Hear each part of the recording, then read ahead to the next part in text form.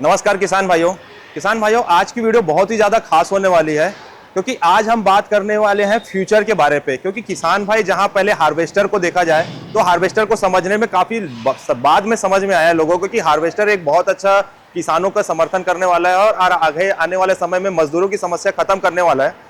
उसी प्रकार से किसान भाइयों ये भी समझना जरूरी है कि जो बेलर है आज के समय बहुत ही ज्यादा इंपॉर्टेंट हो चुका है किसान भाइयों के लिए और इसका भी फ्यूचर बहुत आगे आने वाले समय में बहुत ही तगड़ा निकल के आने वाला है। अब बेलर दो प्रकार के होते हैं, एक आपका आता है स्क्वायर बेलर, एक आता है राउंड बेलर। तो आज हम जिस मशीन के बारे पे बात कर रहे हैं राउंड बेलर के बारे पे बात करने वाले हैं और इसकी संपूर्ण जानकारी लेने वाले हैं और साथ ही इस मशीन पे आज 10 डिलीवरी होने वाली है। तो उन किसान से भी हम समझने चाहते हैं कि आखिरकार ये जो मशीन है वो किस तरीके से काम करती है, किन हिसाब से किसानों की समस्या को समाधान करने वाली है। उसके बाद फिर हम टेक्निकल बात करने वाले हैं और लास्ट में आपको मैं प्राइस भी बताने वाला हूं, तो वीडियो को लास्ट तक जरूर देखिए। मैं धीरज कुमार, आप देख रहे हैं इंडिया मोटर कार। किसान भाइयों आज जो 10 बेलर मशीन जाने वाली है उस कंपनी से भी आपको मैं मिलवाने वाला हूं और अनुपम जी मेरे साथ रहेंगे जो इस मशीन के बारे पे बात करने वाले हैं। उस कंपनी का नाम है बायोफ्यूल कंपनी और वहां पे ये 10 मशीन जा रही है। मैं उनका स्वागत करता हूं और समझने की कोशिश करते हैं कि मशीन क्यों उन्होंने ये चुना।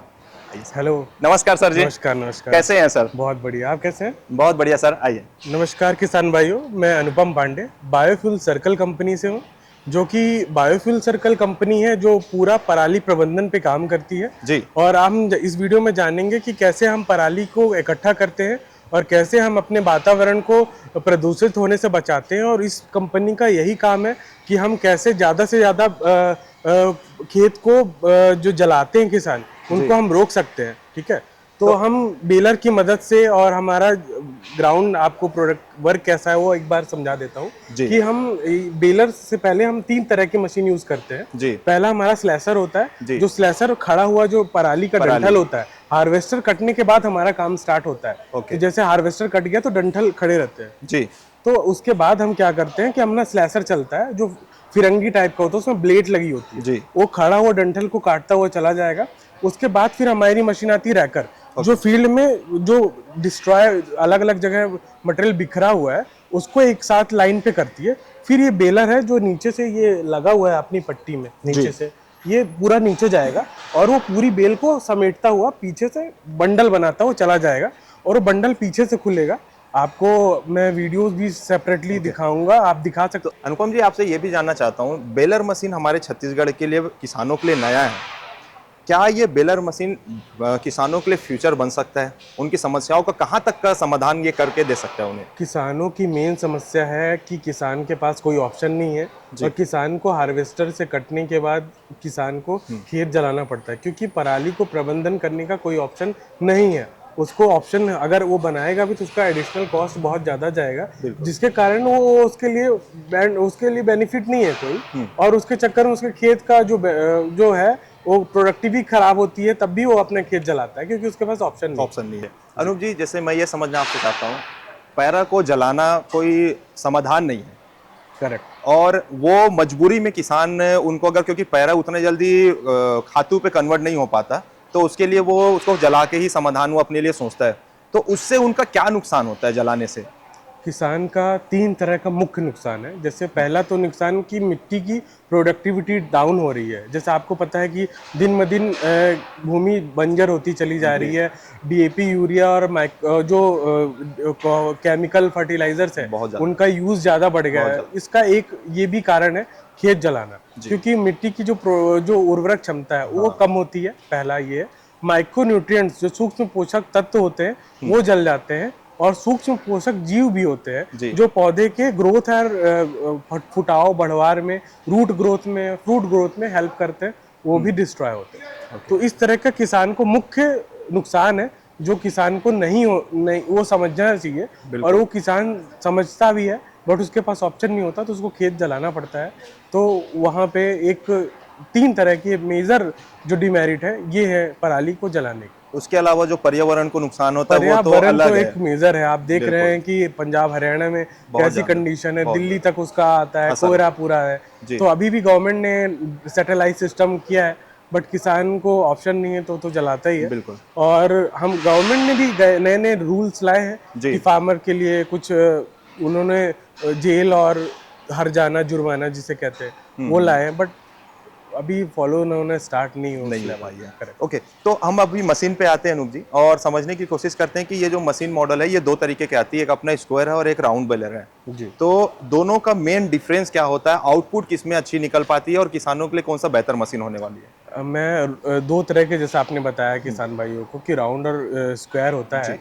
स्क्वायर, और जो स्क्वायर होता है ना उसमें क्या है, छोटी छोटी स्क्वायर क्यूब की बेल बनती है। अगर हम उसको फील्ड में स्टार्ट करेंगे, समथिंग हमारा फील्ड है, तो हर वो 100-200 मीटर में एक क्यूब स्क्वायर करके छोड़ता चला जाएगा, और उसके लिए हमें लेबर चाहिए होती है ग्राउंड में। जो लेबर अवेलेबिलिटी बहुत इशू है मेजर आज के ज़माने में, आपको पता है कि लेबर मिलना बहुत चैलेंजिंग है। अगर हमारे ज़रूरत के हिसाब से लेबर मिल पाना वो और चैलेंज। बिल्कुल। तो एक वो है होता है, उसको उठाने में और उसको मैनेज करने में बहुत इशू आता है। कॉस्ट तो उसका उस बेलर का कम होता है as compare to round baler, but उसमें उसको मैनेज करना बहुत इशू होता है। और अगर हम बात करेंगे राउंड बेलर की, तो राउंड बेलर में स्क्वायर बेल बनती है, राउंड बेल बनती है, सॉरी। राउंड बेल क्या करता है कि ऑटोमेटिकली वो बेल बनाता चला जाएगा, उसमें हाइड्रोलिक ट्रॉलीज होती है जो ऑटो लोड कर लेंगे ऑटोमेटिकली, लेबर की जरूरत नहीं पड़ेगी। लेबर तो ये, और उसका कैपेसिटी भी as compare to square baler बहुत ज़्यादा होता है।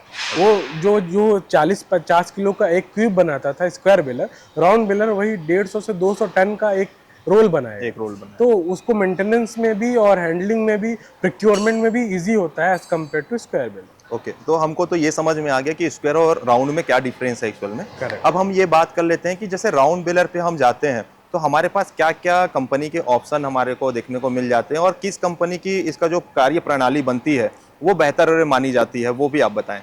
अपने अभी जो इंडिया में चल रहे हैं, सोनालिका है, शक्तिमान है, मस्कार है, और आपका मैशियो है, और अभी आपका क्रोन है।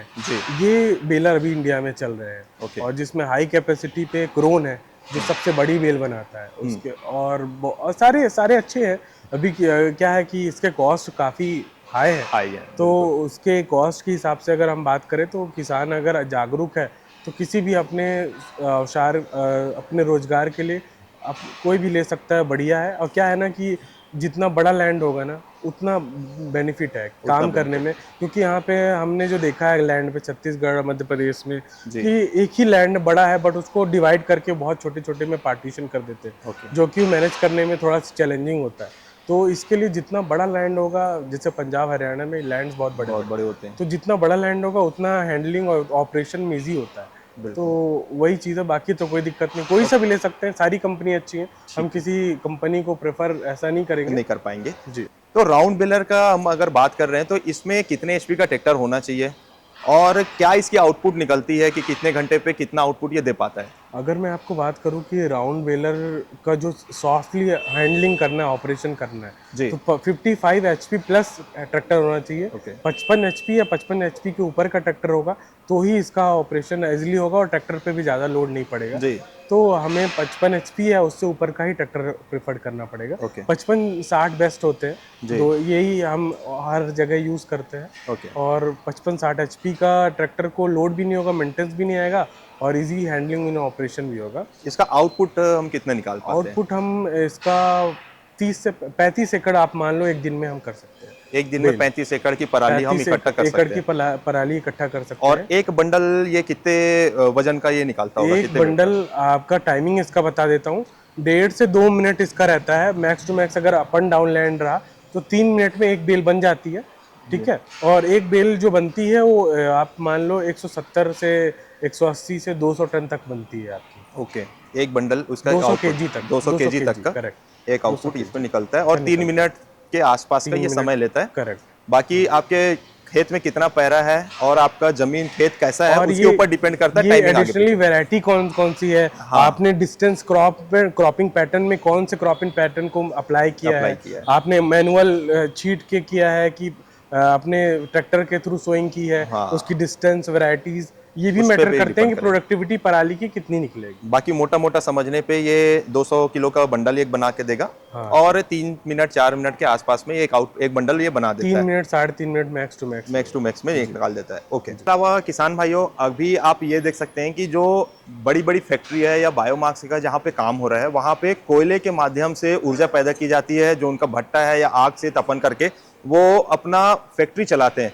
उस जगह पे भी अब जो पैरे के बंडल जो बनते हैं ना, उसका प्रोसेस करके उसकी एक वो छोटे छोटे पैलेट्स बनाते हैं किसान भाइयों, और पैलेट्स बनाने के बाद वो कोयले को रिप्लेस करके पैरा जो क्या है कि बहुत जल्दी जलता नहीं, इसको जलने में भी समय लगता है, और उसका प्रोसेस होने के बाद वो फैक्ट्री में यूज हो रहा है। इसलिए अब इस बेलर मशीन की काफी ज्यादा उपयोगिता बढ़ने लगी है मार्केट में। तो ये काफी बड़ा बिजनेस मॉडल अब सामने निकल के आ रहा है, जो समस्या भी समाधान कर रहा है और प्लस एक अर्निंग का स्रोत भी बना के दे रहा है किसान भाइयों के लिए। बहुत बहुत धन्यवाद सर आपका। नमस्कार जी। नमस्कार सर, नमस्कार। ठीक है, नमस्कार किसान भाई, धन्यवाद।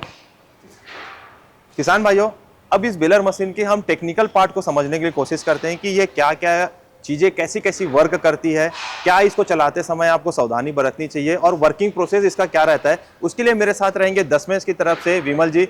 नमस्कार सर। नमस्कार जी। सर, बेलर मशीन के बारे पे हम टेक्निकल समझते हैं जी। कि किसान भाई को लेने से पहले भी क्या क्या चीजें देखनी चाहिए और इसका वर्किंग प्रोसेस क्या होता है। जी जी, आप बताएं सर। जी, तो इसका बेसिक जो है आपको बताता हूँ। इसकी जो बेल का साइज है वो 120 सेंटीमीटर बाय 120 सेंटीमीटर है। ओके, तो दोनों साइड में 120 सेंटीमीटर है इसका जो बेल का साइज है। ठीक है। उसके अलावा इसके लिए जो ट्रैक्टर रिक्वायरमेंट की बात करें हम, जी। तो ट्रैक्टर रिक्वायरमेंट इसके लिए जो हमारी रहती है वो 55 अबव रहती है। ओके, ठीक है, 55-60 HP वो रहता है, जिसकी जी। PTO पावर 45 अबव हो।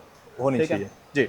तो ये आ गई हमारी ट्रैक्टर रिक्वायरमेंट। जी। उसके अंदर हमारे पास डबल डिस्ट्रीब्यूटर में जो सिस्टम है वो चाहिए, जी। डबल लीवर के साथ, क्योंकि इसकी जो पिकअप है और इसका बैक जो गेट है, टेल गेट, तो दोनों के लिए अलग अलग लीवर हमें चाहिए होता है। ठीक है। ठीक है। इसके अंदर हमारे पास दो तरह की ऑप्शन आती है, जो एक तो नेट रोलर के साथ चलता है और दूसरा हम इसको अगर नेट रोल नहीं है तो ट्वाइन जो हमारे पास अवेलेबल रहती हैं, धागा जिसको बोलते हैं, तो धागे के साथ भी हम चला सकते हैं। जैसे ये बेलर है, ये सिंपल जो है सिंगल नेट रोलर के साथ है। जो साइड में खड़ा है दूसरे वाला, वो उसके अंदर हमारा ट्वाइन भी लगती है। तो ओके। दोनों ऑप्शनें अवेलेबल अपने पास है, एज पर ऑर्डर हम ले सकते हैं वो चीज़। ठीक है सर। ठीक है।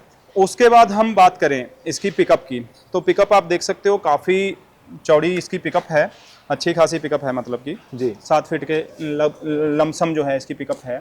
और इसका जो है हाइड्रोलिक सिस्टम है सारा का सारा। इसको अप एंड डाउन करना है तो हाइड्रोलिकली होता है। जी। अगर मान लीजिए इसके अंदर ये भी आ जाता है कि कई बार चोक हो जाता है, जैसे मटेरियल ज़्यादा चला जाता है तो चोक हो जाता है, जी। तो उसके लिए जो है हम इसको निकाल सकते हैं। जो ये रेक है इसकी, ये निकल जाती है साइड से खुल के, दोनों साइड से, तो हम इसको आसानी से निकाल सकते हैं और चोक आसानी से खुल जाती है इसकी। ओके। ठीक है जी। जो इसकी PTO है, PTO भी सेफ्टी लॉक मैकेनिज्म के साथ आती है, तो वो सही रहता है। ठीक है। ठीक है जी। तो इसके अलावा अगर हम बात करते हैं, साइड में आ जाते हैं, जी। तो इसके अंदर आप देख सकते हैं जो लुब्रिकेशन सिस्टम है इसका, वो सारा सेंट्रलाइज लुब्रिकेशन सिस्टम है। ये पंप है जो यहाँ, जिसको फीड यहाँ से मिलती है, ओके। ऑयल यहाँ है इसके अंदर, और जैसे जैसे बेलर चलता है तो चलते टाइम पे पंप होता रहता है ऑल द टाइम। ये नहीं है कि जब रुकेगा बेलर तभी पंप होगा, ऑल द टाइम चलते चलते होता रहता है पंप। उससे क्या है, हल्का हल्का जो ऑयल है वो पूरी चेन के ऊपर लगता रहता है, यहाँ भी, और यहीं से जो है पाइप के जरिए जा रहा है दूसरी साइड भी। अच्छा, दोनों साइड ही दोनों इसके साइड चेन लुब्रिकेट होते रहती है। जो चेन है वो लुब्रिकेशन होता रहता है। मेन जो चेन है उन्हीं को ऑटोमेटिक लुब्रिकेशन होता है, जो यहाँ पे चेन है उनको ऑटोमेटिक लुब्रिकेशन नहीं होता है। ये ब्रश सिस्टम के माध्यम से यहाँ जी, से। यहाँ से। ओके। तो सफाई भी होती रहती है साथ के साथ, और लगता भी, ऑयल भी लगता रहता है। उससे क्या, चेन की लाइफ बनी रहती है। ओके। बेल बनती है तो जो रिमोट रहता है ट्रैक्टर के ऊपर, हाँ। तो वहाँ पे जो है इसका सिग्नल आता है, बीप साउंड आता है। ओके। बीप साउंड आने के बाद, जैसे ही बीप साउंड आता है तो वहाँ पे जो है ड्राइवर नेट रोल चालू करता है। नेट रोल चालू होने के बाद डबल बीप आती है, फिर डबल बीप आने के बाद बेल बाहर निकल जाती है इसकी। ओके। तो ये तो यहाँ से इंडिकेट हो जाती है कि अब जी। बेल की साइज कितनी बड़ी होते जा रही है। ग्रीन मतलब अभी छोटी बिल्कुल, है, येलो बिल्कुल। मतलब मीडियम, और रेड मतलब फुल साइज आ फुल चुकी है। साइज आ चुकी है। ओके। ये इंडिकेशन है जो आसानी से ड्राइवर को आगे बैठे दिखता भी है।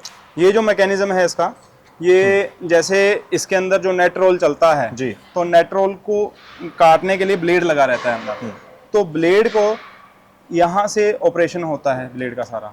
ओके। तो उसके लिए कमांड देना होता है कि ये ऑटोमेटिक वर्क होता ये है। ऑटोमेटिक वर्क होता है। ये घूम के आगे आता है। ओके। घूम के आगे आने के बाद जैसे ही यहाँ से आगे आता है तो इसकी जो है ये ऐसे जो है उड़ जाता है और ऊपर ऐसे आवाज आती है। ओके। ठीक है। तो ये इसका मैकेनिज्म है। बाकी इसके अलावा इसके अंदर एक सेफ्टी फीचर और ये भी है, जैसे हम इसको बैक जो टेल गेट है इसको उठाते हैं और अंदर मान लीजिए हमें कोई काम करना पड़ जाता है, हाँ। तो ये सेफ्टी लॉक हैं इसके, ये सेफ्टी लॉक साथ में लग जाते हैं। जो हमारा ये जैक है हाइड्रोलिक जैक, उससे जैक नीचे नहीं आ पाता है, ओके, तो ऊपर ही रहता है, तो अंदर आराम से काम हो सकता है, कोई बिना किसी चिंता के कि कोई गलती से कोई दुर्घटना हो पाए, उसकी वजह से ये सेफ्टी लॉक दिया हुआ है इसके अलावा इसके अंदर हमारे पास और भी है, जो टेल गेट के लॉक हैं, ये लॉक दिए गए हैं, ओके, जिससे क्या कंप्रेशन सही आता है बेल का। जी, इसके ये जो मीटर है, क्या ये काउंटिंग करके बताती है कि अभी तक कितनी ये बेल काउंटर है। जैसे ही आप टेल गेट उठाओगे तो ये जो है काउंट करेगा कि 1 हो गया, 2 हो गया, ये तो वो दिन भर में अगर काउंटिंग भी करना है तो उससे ये पता चल जाएगी कि कितनी काउंटिंग की बेल बन चुकी है। बिल्कुल बिल्कुल, ओके, सारे दिन की आप काउंटिंग यहाँ पे चेक कर सकते हो। ओके। इसके अलावा अगर हम बात करें इसकी हिच मैकेनिज्म की, तो हिच मैकेनिज्म भी इसका ऐसा है कि आपके पास डबल सेटिंग है, यहाँ पर भी सेटिंग है, ओके, जॉ लाइन टीथ की तरह, और यहाँ पे भी है। तो आप दोनों जगह की सेटिंग अलग अलग ट्रैक्टर की हुक के हिसाब से ऊपर या नीचे, जैसे भी आपको जहाँ पे भी करनी हो वहाँ पे कर सकते हो, जो कि मोस्टली दूसरे बेलरों में आपको देखने के लिए नहीं मिलती है। ठीक है। तो ये सारा ओवरव्यू था इसके बारे में जी, जो टेक्निकल जानकारी है हमारे पास वो सारी आपको दी है इसके बारे में। ठीक है सर, बहुत बहुत धन्यवाद विमल सर आपका। टेक्निकल आपने आप समझ लिया किसान भाइयों। अब हम जान लेते हैं कि इस मशीन को लेने के लिए आपको कहाँ आना होगा और साथ ही इसकी क्या प्राइसिंग भी होने वाली है, वो भी हम डिटेल में समझ लेते हैं। किसान भाइयों देखिए, आपने पहले किसान के तरीके से समझा कि किस तरीके से ये मशीन यूज की जा सकती है। डिफरेंस भी हमने आपको बताया कि बेलर मशीन जो आपका स्क्वायर और राउंड बेलर में क्या फर्क होता है। साथ ही टेक्निकल भी बताया कि किस तरीके से ये मशीन वर्किंग करती है, क्या क्या चीजों को देखना पड़ता है। अब हम ये समझ लेते हैं कि ये मशीन आपको मिलेगी कहाँ पे और क्या इसका प्राइसिंग होगा, आप कैसे कॉन्टेक्ट कर सकते हैं, इसके लिए समझते हैं। मेरे साथ रहेंगे गौरव सर। नमस्कार सर, कैसे हैं आप? नमस्कार धीरज भाई, ये दशमेश का स्टॉक यार्ड है हार्वेस्टर का जी, और यहाँ पे केवल हार्वेस्टर नहीं मिलते, लेजर लेवलर, रोटावेटर हमारे पूर्व की वीडियो में हम दिखाएं। बिल्कुल। इसके अलावा ये एकदम नई मशीन है जिसको कि बेलर कहते हैं। किसानों की जानकारी के लिए बता दें कि ये मशीन आपका जो पराली है या जो कचरा है, उस कचरे से पैसा जनरेट करने का वक्त आ गया है। अब आने वाले समय में इसका तेजी से प्रचार प्रसार होना है। क्यों? इसका कारण है कि गवर्नमेंट ने भी कोयले के जगह प्लांट्स और डिफरेंट प्लांट्स में 5% तक पराली और पराली से बनने वाला पैलेट और ब्रिकेट को अलाउ कर दिया है। तो ये बहुत बड़ा एक डिसीजन है जो गवर्नमेंट का, जिसकी वजह से आने वाले समय में पराली का एक कमर्शियल यूज आपको देखने को मिलेगा। और आप जिस पराली को हटाने के लिए लेबर लगाते थे या उसको जलाते थे, जिससे पॉल्यूशन, एनवायरनमेंट और मृदा की या मिट्टी की उर्वरता कम होती थी, वो सब झंझटों से आपको मुक्ति मिलेगी। तो ये थोड़ा टाइम लगेगा, वक्त लगेगा, लेकिन ये हो रहा है और शीघ्र हर एक किसान के घर तक ये चीज़ पहुंचेगी। बिल्कुल। तो इसको आपको अवेलेबल अभी जो ये मशीन है, ये मशीन जैसा कि पहले वीडियो में आपने देखा करीब 200 किलो का बेल बनाती है। तो 200 किलो का बेल बनाती है। मशीन की क्षमता इटली की टेक्नोलॉजी है पूरी, और इटली से मशीनें इंपोर्ट होकर आई है, दशमेश की है। तो ये मशीन की उपयोगिता आगे और बढ़ेगी। अभी जो ये बायोमास को या पैलेट या ब्रैकेट बनाने वाली कंपनियां इसको खरीद रही हैं और इससे आपके खेतों से ये लोग पैलेट और ब्रैकेट बनाने के लिए पैरा या पराली को उठा रहे हैं जी। अब धीरे धीरे बहुत सारी जगहों पे ये हो रहा है कि किसानों के ग्रुप या 2-3 किसान या सिंगल किसान भी मिलके उठा रहे हैं। इसमें 2-3 टाइप की मशीन आती है, इसमें छोटी मशीन भी आती है। तो अर्थ मोटर्स आप रायपुर यदि आते हैं तो आपको और इसके डिटेल जानकारी हम उपलब्ध करा देंगे। ये मशीन 26 लाख की है, ये बड़ी मशीन है। इसकी प्रोडक्टिविटी या उत्पादकता बहुत ज़्यादा है। तो ये एक ग्रुप आप किसान 2 या 3 किसान मिलकर ले सकते हैं, जिन्होंने निर्णय लिया कि हम इतनी पराली का सप्लाई करेंगे कंपनियों को। पराली के गट्ठे बनते हैं, रोलिंग, आपको वीडियो देखेंगे आप पूरा तो आपको समझ में आएगा कि कैसे बनता है। और ये आने वाले समय में इसलिए तेजी से बढ़ना है क्योंकि धान के पराली की जो एफिशिएंसी है, जो उपयोगिता, वो 96% है। कोई और जो कचरा है, जैसे मान लो शुगर केन का है या दूसरा फलियों का है या मक्के का है, वो उतना एफिशिएंसी नहीं देता है जितना धान की पराली देती है। तो आप तेजी से आपके इर्द गिर्द ये फैक्ट्रियां लगते देख रहे हैं, बायोमास की छोटी छोटी फैक्ट्रियां, बड़ी फैक्ट्रियां, लेकिन ये अब आपको तेजी से आने वाले समय में ये देखने को मिलेगा कि आपकी पराली खरीदने व्यापारी आपके खेत तक पहुंचने वाले हैं। और आप खुद भी यदि परचेस करना चाहते हैं, कुछ लोग छोटी मशीन परचेस करते हैं और उसको पैरा कुट्टी में वो यूज़ करते हैं, स्टोर करके रखते हैं, और जब पराली अवेलेबल नहीं होता है तो उसका पैरा कुट्टी बना के जानवरों के लिए, गौशाला के लिए, वो ऑलरेडी छोटे बेलर बिक रहे हैं। तो ये मान के चलिए अब हार्वेस्टर जैसे 2 साल पहले, 3 साल, 4 साल, 5 साल पहले उतना लोगों की अवेयरनेस नहीं थी, लेकिन अब लोगों को समझ में आ गया है कि हमें कटवाना है, कम समय में कटवाना है। वैसे भी ये पराली की जो विंडो है या जो ये पैरा की विंडो है, ये 1 महीने की, 1 महीने बाद तो आप वैसे भी पैरा को या तो जला देते हो या उसको रोटावेटर चला के आप मिट्टी में मिला देते हो। लेकिन अब उस दरमियान वो जो 10-15 दिन, 20 दिन का एक समय मिलता है, उस दरमियान इसके बेल बना के आप इसको एक तो खेत को क्लीन करा सकते हो, पॉल्यूशन से बचा सकते हो, आसपास के वातावरण को सही रख सकते हो, मिट्टी की उर्वरता को बना सकते हो। दूसरा, उससे पैसा भी आपको मिलेगा। क्या रेट में किस में मिल रहा है, तो अलग अलग कंपनी अलग अलग तरीके से टाई अप कर रही हैं। उसके लिए आप अर्थ मोटर्स आएंगे, रायपुर आएंगे, धीरज भाई से संपर्क करेंगे तो हम वो आपको जानकारी पूरे दीर्घ रूप में यहाँ उपलब्ध करा देंगे। क्या बजट रहेगा, कैसे आप चला सकते हैं, कहाँ आप बेच सकते हो अपना पराली को, उसके बेल बना के, वो सारी जानकारी आपको अर्थ मोटर्स पे मिल जाएगी। अच्छा सर, जैसे हम इस मैस्कर की बात कर रहे हैं तो इसमें जैसे छोटी साइज में भी आती है, क्या इससे बड़ी भी आती है? इससे बड़ी भी आती है बेल। जो बेलर करीब 400 केजी का भी बेल बनता है, 300 से 400 केजी का। जैसे इसमें 200 केजी का बनता है, इससे डबल साइज बनी है। इससे बड़ा जायंट एक और बेलर आता है जी, तो उसमें करीब 300, 350, 400 केजी का। इस पे जो ट्रैक्टर लगना है वो 55 से 60 HP के ट्रैक्टर में आपका काम हो जाना है। कोई भी 55 से 60 HP का ट्रैक्टर है वो इसको चला पाएगा। इसको चलाने से पहले एक रैक चलाना पड़ता है जो कि पैरा को इकट्ठा कर ले एक जगह पे। इसमें जो फाइनेंस की सुविधा बिल्कुल उपलब्ध है जी। जैसे harvester AIF agriculture infrastructure fund में हो रहा है, वैसे ये भी मशीनें AIF में फाइनेंसिंग हो रही हैं। आप हमसे संपर्क करेंगे तो हम आपको बताएंगे कि किस तरीके से आप इसकी फंडिंग ले सकते हो, इस मशीन को फंड करा सकते हो। बिल्कुल। तो ये काफ़ी क्रांति लाने वाला है एग्रीकल्चर में किसान भाइयों। जैसे अभी खनिज पदार्थ बहुत ज़्यादा निकाले जा रहे हैं, एक समय के बाद कोयले की काफ़ी ज़्यादा कमी होने वाली है, प्लस किसान भाई सोचता है कि मेरा मुनाफा कैसे बढ़ जाए, तो कटिंग होने के बाद, धान बेचने के बाद एक और आप इसमें से मुनाफा निकाल सकते हैं। और आप 2-3 किसान, जैसे सर ने बोला कि आप शेयरिंग जो इम्प्लीमेंट हम बोलते हैं, शेयरिंग इम्प्लीमेंट में आप ले सकते हैं। तो 2-3 किसान मिलकर इस टाइप का मशीन को लेकर भी एक नया व्यवसाय आप अपने क्षेत्र में चालू कर सकते हैं। बिल्कुल बिल्कुल। बहुत बहुत धन्यवाद सर, नमस्कार। मिलते हैं किसान भाइयों नए और ऐसी और नॉलेज भरे वीडियो के साथ, तब तक के लिए जय हिंद, जय भारत, जय छत्तीसगढ़।